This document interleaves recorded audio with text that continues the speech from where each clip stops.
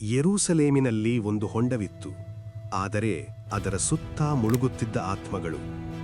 ಜನರು ನೀರನ್ನು ಕಾಯುತ್ತಿದ್ದರು, ಆದರೆ ಚೇತರಿಕೆ ನೀರಲ್ಲ, ವಚನದಲ್ಲಿತ್ತು. ಅಲ್ಲಿ ಒಬ್ಬನು ಮಲಗಿದ್ದನು, ದೇಹದಲ್ಲಿ ಮಾತ್ರವಲ್ಲ, ಆತ್ಮದಲ್ಲೂ ಬಂಧಿತನಾಗಿ. 38 ವರ್ಷಗಳು ಅದೇ ಪ್ರಾರ್ಥನೆ, ಅದೇ ಮೌನ. ಅವನು ದೇವರನ್ನು ತಳ್ಳಲಿಲ್ಲ, ಆದರೆ ದೇವರು ತನ್ನನ್ನು ನೋಡುತ್ತಿದ್ದಾನೆ ಎಂಬ ವಿಶ್ವಾಸ ಕಳೆದುಕೊಂಡನು. ಪ್ರತಿ ಅಲೆ ಹೇಳಿತು, ನಿನಗೆ ತಡವಾಗಿದೆ. ಆಗ ಕೃಪೆ ನಡೆಯುತ್ತಾ ಬಂದಿತು. ಯೇಸು ನೀರನ್ನು ಕದಲಿಸಲಿಲ್ಲ, ಅವನು ವಿಶ್ವಾಸವನ್ನು ಎಬ್ಬಿಸಿದನು. ಅವನು ರೋಗವನ್ನಲ್ಲ, ಇಚ್ಛೆಯನ್ನು ಕೇಳಿದನು. ನೀನು ಚೇತರಿಸಿಕೊಳ್ಳಲು ಬಯಸುವಿಯಾ?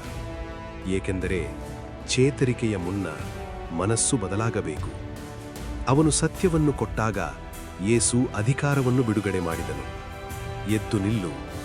ಆ ಒಂದೇ ಮಾತಿನಲ್ಲಿ ವರ್ಷಗಳ ಬಂಧನ ಕುಸಿದಿತು. ಆಜ್ಞಾಪಾಲನೆಯಲ್ಲೇ ಶಕ್ತಿ ಹರಿಯಿತು.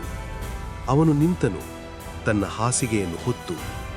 ಯೇಸು ಮೌನವಾಗಿ ಹೊರಟನು, ಏಕೆಂದರೆ ಅದ್ಭುತ ಅವನೊಳಗೆ ಆರಂಭವಾಗಿತ್ತು. ಇಂದು ಆ ಧ್ವನಿ ನಿನ್ನನ್ನು ಕರೆಯುತ್ತಿದೆ.